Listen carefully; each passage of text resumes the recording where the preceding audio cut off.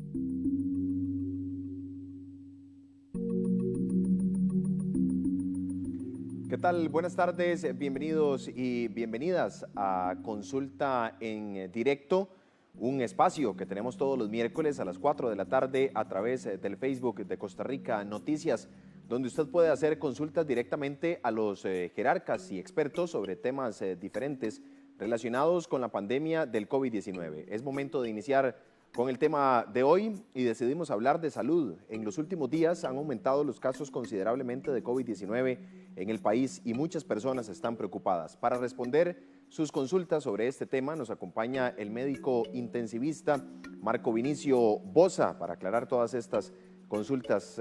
Doctor, muchísimas gracias por acompañarnos en esta consulta en directo. Muchísimas gracias a vos, unas muy buenas tardes a quienes están participando con nosotros de este interesantísimo programa y esperemos que las preguntas vengan para poder resolverlas como debe ser. Ya hay varias, doctor, con las que vamos a iniciar en esta consulta en directo. Inés Chacón nos realiza la siguiente consulta. ¿Por qué consideran que los niños vuelvan a clases? Se está apostando por la llamada inmunidad de rebaño. No, bueno, primero que nada, esta pregunta le corresponde más al Ministerio de Salud. Tendremos que recordar que yo trabajo para la Caja del Seguro Social y que mi labor es eminentemente clínica. Esta pregunta hace referencia a una decisión que ha tomado el ministro de Salud en colaboración con los miembros del equipo de vigilancia epidemiológica, de salud pública y de otros grupos más que han estado trabajando muy intensamente. Pero yo sí puedo adelantar algunas cosas sobre esta pregunta tan interesante y tan importante. Primero que nada, no estamos apostando a inmunidad de rebaño porque eso sería decir que estamos adoptando una política de puertas abiertas en donde no nos interesaría mayormente que los niños se enfermen si tuviéramos como propósito que luego desarrollen inmunidad para proteger al resto de la población. La inmunidad de rebaño significa que un porcentaje alto de una población, puede ser un país, puede ser una región geográfica, puede ser un grupo de países, puede ser muchas cosas, incluso puede ser una ciudad aislada geográficamente. La inmunidad de rebaño implica que un porcentaje importante de habitantes de esta zona, en el caso nuestro de Costa Rica, ha adquirido la enfermedad, la ha padecido, se ha curado y como consecuencia tiene anticuerpos que defienden a las personas que han tenido la enfermedad contra la enfermedad misma. Es decir, ya no van a padecer, probablemente, pareciera ser esa la evidencia con COVID-19, que una vez que tuviste la enfermedad no la vas a repetir a corto plazo. No es esta la estrategia que estamos desarrollando en Costa Rica. No es esta la estrategia que estamos pidiéndole al pueblo que mantenga. Estamos haciendo justo lo contrario. Estamos pidiéndole a las personas que se queden en casa, que se protejan con una serie de pautas que ya conocemos, ¿verdad? Lavado de manos, correcta tos, correcto estornudo y distanciamiento corporal. Y ahora, en esta etapa que estamos viviendo durante el mes de junio, estamos en un proceso de reapertura, es decir, en un proceso gradual, progresivo, lento, de mucha observación y de muchísima vigilancia, donde procuraremos ir abriendo espacios con el propósito de volver a la vida normal, por un lado, de reactivar la economía, de la cual también depende la salud. Y además de esto, para tratar de recuperar de alguna manera espacios, industrias, grupos que trabajan habitualmente en relación con otros grupos que ya están trabajando. Entonces, tenemos que recordarnos que la vida en sociedad es una vida en red. Es decir, si hablamos, por ejemplo, de la educación, tenemos que tener en cuenta que depende de transporte, de vías, depende de electrificación, depende de suministro de agua, pero también depende del suministro de alimentos para las meriendas. Si la escuela tiene un comedor estudiantil, pues evidentemente depende del suministro de insumos alimentarios. Si tiene un comedor, requerirá entonces de gente que trabaje la cocina y que trabaje otros elementos de seguridad, etcétera. De modo que cuando hablamos de escuela, estamos hablando de varias zonas sociales, de varias actividades sociales. ¿Por qué el señor ministro ha estado pensando en reabrir espacios precisamente para darle a los niños más grandes, que ya son preadolescentes, la opción de ir saliendo del hogar, de ir retomando algún grado de vida normal, de continuar el proceso de aprendizaje y además de eso, de observar qué tan factible es retomar el ciclo lectivo con las debidas restricciones que ya se han mencionado, que van a ser obligatorias al puro principio. Es decir, van a haber grupos fraccionados, no van a haber aulas llenas, no van a haber acercamientos entre los estudiantes durante la lección. Habrá que tener algún grado de protección extra a la entrada y a la salida de la escuela. Ya vendrán instrucciones en ese sentido. Y lo que se pretende precisamente es empezar a desestresar un poco a la juventud y también a las familias que se han visto muy recargadas con la pérdida de una rutina que hemos mantenido normalmente y con la pérdida de un proceso normal de estudio fuera del hogar.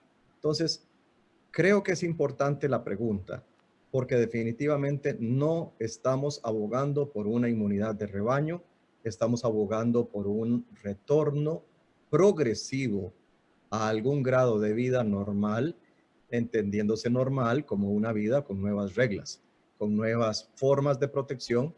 Y además de esto, hay que recordar que no estamos hablando de todo el estudiantado, estamos hablando de los más grandecitos.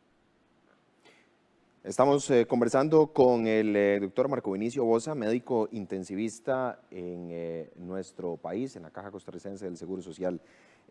Alberto Zamorano nos realiza la siguiente consulta. ¿Cuántas personas han requerido de cuidados intensivos? 10 de ellos ya fallecieron y si hay adultos mayores precisamente en esta área. Esa pregunta de Alberto es muy importante porque cuando nos empezaron a llegar noticias de China, nos informaron que por lo menos para ellos, los pacientes que más sufrían la enfermedad y más se complicaban eran los pacientes ciudadanos de oro. es decir, los mayores de 65 años. Como consecuencia, una de las primeras estrategias que tuvo Costa Rica fue anunciar esto e invitar a todos los ciudadanos de oro a quedarse en el hogar con el propósito de protegerse. La sorpresa que nos llevamos en Costa Rica fue que no solamente los ciudadanos de oro son los que se comprometían al grado tal de requerir de cuidado intensivo. Empezamos a notar, y esto nos sorprendió enormemente, que en Costa Rica requerían de cuidados intensivos personas de 30 años y más, de 40, de 50, de 60, de 70 y de 80. Es decir, lo que pensábamos que se iba a producir en Costa Rica en espejo o reproduciendo lo que sucedía en China, pues no se dio.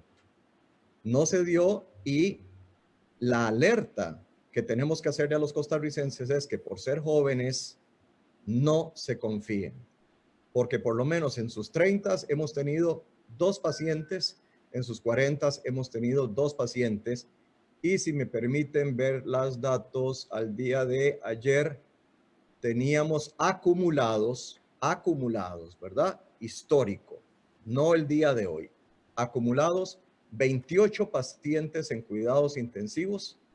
De estos 28, como ya se mencionó, algunos han fallecido desafortunadamente, y quedan todavía internados en nuestras unidades 3 pacientes, lo cual es muy, muy tranquilizador, porque a pesar del incremento que ha habido de números totales en Costa Rica, no está aumentando a la fecha de hoy, cuidado, a la fecha de hoy, el número de pacientes que requieren de cuidado intensivo, y eso nos da mucho optimismo, y eso nos demuestra que la detección temprana de la enfermedad ha sido uno de los grandes éxitos que ha tenido este país.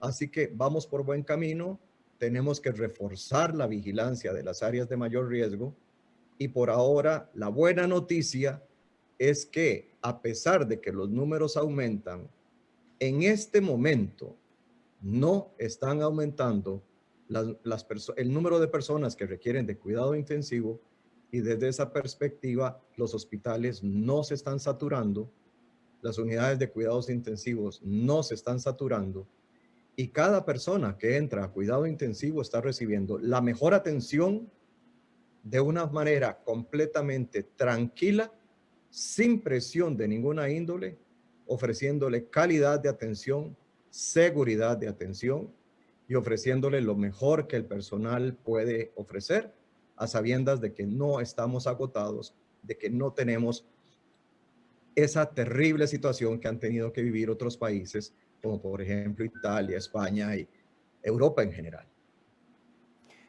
Doctor, esta es una consulta que nos hace Miguel, pero claramente es quizá la duda más grande. En algún momento se ha conversado muchísimo, pero creo que es oportuno desde su experiencia y el conocimiento, por supuesto, en el tema, que podamos ir, digamos, desmenuzando de alguna manera una pregunta como esta.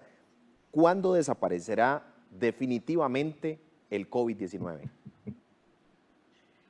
Qué bella pregunta. Quisiera tener una respuesta. Quisiera tener una respuesta sinceramente. Vea, COVID-19, para empezar, es un bicho nuevo. A la fecha, lo que sabemos es que acaba de cumplir 6 meses de edad. Y desde esa perspectiva, todavía no conocemos cuál va a ser el comportamiento de SARS-CoV-2, que es el germen que produce la enfermedad llamada COVID-19. No sabemos qué características tiene en relación con otros miembros de la familia coronavirus. Lo que sí podemos decir es esto: la familia coronavirus es enorme. Tiene más de 800, más de 1000 tal vez, diferentes especies de coronavirus, de virus de la familia coronavirus. Los coronavirus afectan normalmente a los animales, producen enfermedad en los animales. pero hay 7 de ellos que en algún momento, a través de cambios en la estructura genética del virus, adquirieron la capacidad para producir enfermedad en el ser humano. 4 de estos 7 virus lo hicieron hace décadas y probablemente siglos. Lo que pasa es que los coronavirus los empezamos a conocer en la década de los 60 y por lo tanto no sabemos qué tan viejos son, aunque sí asumimos que deben ser muy viejos.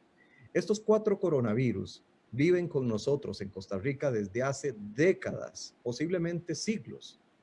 Y lo que producen es un catarro común, un catarrillo corriente con trancazón de nariz y estornudos y un poquillo de calentura, pero nada más.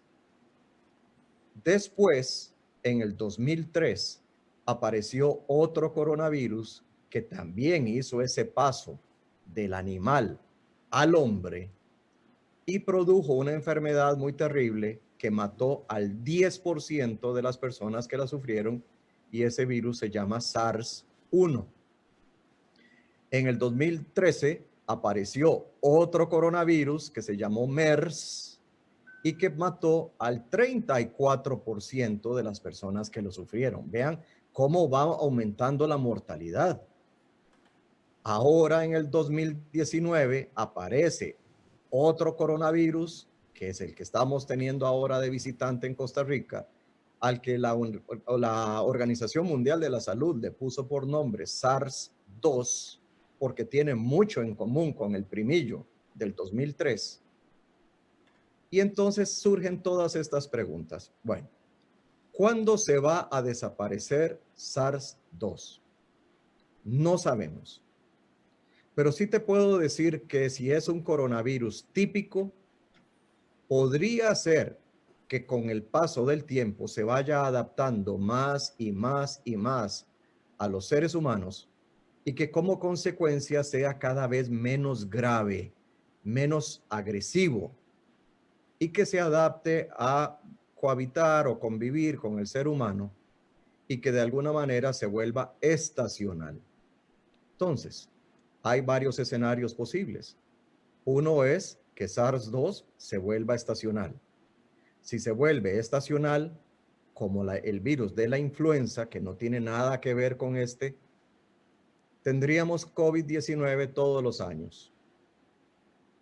Si se volviera un virus que se esconde, probablemente parecidillo a MERS, tendríamos un caso o dos ocasionalmente. Pero si este SARS-2 se parece a SARS-1, tendría una extinción biológica en lo que resta de este año. Esa es una posibilidad. Yo no puedo asegurarlo. Ningún científico del mundo puede asegurarlo. Pero lo que sí les puedo comentar es que SARS-1, más o menos en agosto del año en el que apareció, se extinguió. Tuvo una extinción biológica. En este momento no hay SARS-1 produciendo enfermedad en el mundo, en ningún lugar del mundo. ¿Será la suerte que SARS-2 haga lo mismo que ese primillo? Pues eso sería fantástico. Entonces sí podría decirle a Miguel que yo esperaría que SARS se extinga en lo que queda de este año, pero no puedo asegurarlo, al igual que no lo puede asegurar ningún científico del mundo. Tendremos que vivir más meses cuidándonos y cuidando para poder seguir adelante y tener algún grado de normalidad en nuestras vidas, mientras poco a poco se van haciendo investigaciones hasta que tengamos ya una vacuna que permita defendernos más efectivamente de este bicho. Así que de ahí a esperar, Miguel, no hay forma, no queda otra. Marco Vinicio Boza, médico intensivista y especialista en medicina interna, aclarando sus dudas en esta consulta en directo respecto a todo lo que tenga que ver con la materia del COVID-19 y su implicación específicamente también con los temas relacionados a la medicina. Alberto Zamorano, haciendo referencia a la consulta anterior, ¿cuántos adultos mayores han requerido de cuidados intensivos y cuántos de esos se han logrado recuperar? Bueno, lo que estaba comentando es que de los pacientes que han estado en cuidados intensivos, han fallecido, déjame ver, 11. Entonces tenemos una muy buena recuperación. La distribución por edades no las tengo en este momento. Creo que la mayor parte de los fallecidos son mayores de 70 años, si mal no recuerdo. Y tuvimos uno muy joven de 45 que tenía muchas complicaciones, muchas enfermedades concomitantes y como consecuencia también falleció. Pero la mayoría de las personas que han fallecido por COVID en Costa Rica tienden a ser más, más adultos, más mayores, cercanos a la séptima, a los 70 años y a los 80 años. Estoy buscando acá el dato exacto para poder decir cómo estamos, pero no lo tengo.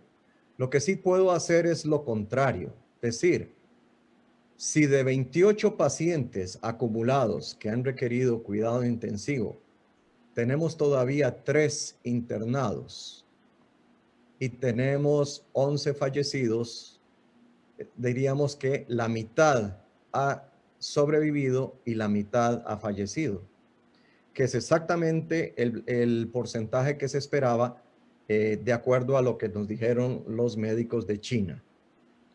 En China, de los pacientes internados a cuidados intensivos, la mayoría de los cuales eran mayores de 65 años, el 50% falleció, el 50% sobrevivió, y al puro principio de esta pandemia en Costa Rica estábamos teniendo aproximadamente un 40% de mortalidad.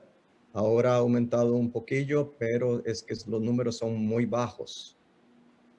No me gusta hablar de porcentuales con una muestra de pacientes tan pequeña porque induce al error. Lo que se puede saber es que de 28 pacientes a la fecha de hoy, 14 han sobrevivido. No es correcto desde una perspectiva estadística hablar de porcentajes con tan pocos pacientes y tampoco podemos hacer una proyección a mediano o a largo plazo. Lo que te puedo decir es que a la fecha de hoy, a partir de la experiencia de las UCIs de nuestros hospitales nacionales, la mortalidad anda cercana a un 50% que está asociada a comorbilidades, y eso sí lo sabíamos, es decir, la gente con problemas cardíacos previos, la gente con muchos años de hipertensión, la gente con muchos años de diabetes, la gente con tabaquismo, los fumadores y la gente con obesidad tienden a complicarse un poco más. De hecho, son los factores de riesgo más importantes en Costa Rica, que no solamente generan pacientes para cuidado intensivo, también para pacientes con neumonía que se internan en los salones de medicina. Natalia Ugalde realiza la siguiente consulta. ¿Se tiene alguna información sobre si una persona recuperada de COVID-19 puede volver a padecer la enfermedad? El problema que tenemos, Natalia, esencialmente es que las pruebas de laboratorio tienen un porcentaje de falsos negativos y tienen un porcentaje de falsos positivos. Las pruebas tienen que interpretarse a la luz de los hallazgos clínicos del paciente. Esto es un problema cuando tenemos negativos en asintomáticos, pero no nos vamos a complicar la vida porque es un tema muy apasionante, muy extenso y que nos puede enredar un poco. Lo que sí está claro es que cuando una persona tiene los síntomas de COVID-19, que son los síntomas de una gripe, fiebre, dolor de cabeza, dolor de cuerpo, tos, dolor de garganta, náusea, vómito, diarrea, pérdida del olfato, pérdida del gusto, problemas del equilibrio o varios otros síntomas y signos menores que no vienen al caso, pues hacemos la prueba de COVID y si es positiva, ya sabemos que la persona tiene la enfermedad porque calza el cuadro clínico con el reporte de laboratorio. A esta persona se le va a dar una orden sanitaria y se va a mandar a una cuarentena obligatoria a su hogar o al sitio donde se designe, dependiendo de la persona. y esta persona va a estar ahí 2 semanas. Al final de las 2 semanas se le van a repetir las pruebas de COVID. Y si las 2 pruebas que se hacen al final de la cuarentena, las dos son negativas, con 24 horas de diferencia por lo menos, ya sabemos que la persona está curada. Ha sucedido, sobre todo en otros países, que algunas personas se les reciben la prueba, sale negativo y por falta de pruebas no se les hace una segunda determinación. La persona dice, ya no tengo calentura, ya me siento bien, estoy muy, muy bien. Con una prueba creo que estoy bien, ¿verdad? No tienen el Ministerio de Salud de Costa Rica que exige que sean 2 pruebas.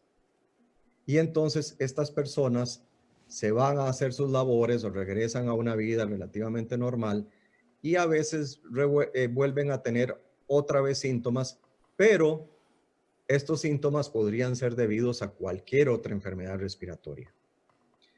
Resulta que le vuelven a repetir la prueba de COVID y encuentran material genético de COVID, material genético del virus. Puede ser un virus atenuado o puede ser un virus, por así decirlo, no es correcto, pero digámoslo así, un virus moribundo. Y como consecuencia, la prueba de COVID sale positiva, lo cual no quiere decir que la persona todavía esté enferma. Lo único que quiere decir es que probablemente le quedaron algunos virus en los senos paranasales, en estos espacios que tenemos en la frente, en las maxilas, ¿verdad?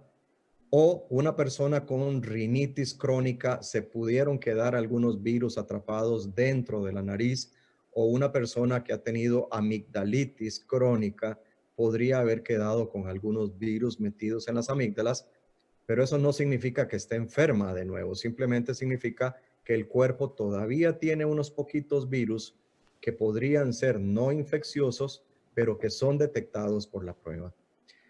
Como consecuencia, se arman discusiones tremendas y la gente dice, pero esta persona tiene o no tiene COVID activo. La mayor parte de los médicos opinamos que no tiene un COVID activo, a pesar de que tenga una prueba repetida positiva. Esto está todavía por estudiarse bien, todavía hay estudios en el mundo que se están dirigiendo a dilucidar este punto tan controversial. Costa Rica ha demostrado que una persona con COVID, 8 semanas después de que iniciaron los síntomas, todavía puede tener pruebas positivas. Y esto confunde mucho a los clínicos. Para evitar problemas y para evitar riesgo, lo que hacemos es asumir que todavía es infecciosa la persona y preferimos entonces darle cuarentena hasta que negativice. Sí hay reportes de gente que salió negativa y luego vuelve a salir positiva, y hay gente en Costa Rica que reporta positivo, positivo, positivo, positivo, incluso 2 meses después de la primera infección o de la gripe inicial, y eso pues es una de las particularidades especiales de esta enfermedad. Doctor, nos quedan 40 segundos, un minuto máximo para cerrar nuestra consulta en directo de hoy, pero hay una pregunta que no queríamos dejar por fuera. Rolando Vázquez nos realiza la siguiente consulta. ¿Por qué si es un virus que tiene antecedentes no se ha encontrado aún una vacuna? Brevemente, porque ya tenemos que ir despidiendo, doctor. No existen antecedentes. Este virus es completamente nuevo. Tiene 6 meses de vivir sobre el planeta Tierra. Tenemos miembros de la familia coronavirus que tienen algunas cosas en común, como por ejemplo SARS-1, que comparte por lo menos unas 4/5 partes del genoma o de la información genética de este virus. Pero este virus tiene características propias, absolutamente propias. El hecho de que de que tenga en común con SARS-1 no quiere decir que la vacuna que se pudo haber desarrollado para SARS-1 sea efectiva contra SARS-2. Tenemos que tener eso muy claro, amigos. Definitivamente no existen antecedentes. Este es un virus completamente nuevo y estamos desarrollando nuevas investigaciones con el propósito de determinar si hay o no posibilidades de tener una vacuna a corto plazo lo cual todavía no es una realidad. Tenemos 11 vacunas en el mundo siendo probadas y 114 vacunas más desarrollándose en diferentes laboratorios del mundo. Algunos están más adelantados, otros están más atrasados, pero no hay posibilidades de que tengamos esta vacuna en menos de 6 meses o un poco más. Gracias al doctor Marco Vinicio Boza, médico intensivista, por estos minutos. Doctor, bueno, aquí son muchas las consultas, el tiempo claramente es limitado. Creo que los costarricenses están asiduos de estos espacios, lógicamente, para poder aclarar estas dudas. Ade Arroyo, aquí incluso le mandan saludos. Marta Mesa, saludos a mi querido doctor Boza. Así que saludos a Marta. Hay muchas consultas. Doctor, muchísimas gracias por habernos acompañado en esta consulta en directo de este miércoles. Un gusto, muchísimas gracias a todos. Hasta aquí nuestra consulta en directo de este miércoles, recordándole que de hoy en 8 días a las 4 de la tarde tendremos una nueva cita acá en el Facebook de Costa Rica Noticias para que usted se informe con nosotros, esté pendiente de la promoción y de nuestras redes sociales para que conozca cuál será el tema pertinente la próxima semana, 4 de la tarde, completamente en vivo, para que usted esté con nosotros y con los expertos y además los encargados de cada uno de los temas referentes al COVID-19 en nuestro país y las afectaciones en las diferentes áreas en Costa Rica. Que la pasen bien, feliz tarde, nos encontramos el próximo miércoles 4 de la tarde en Consulta en Directo.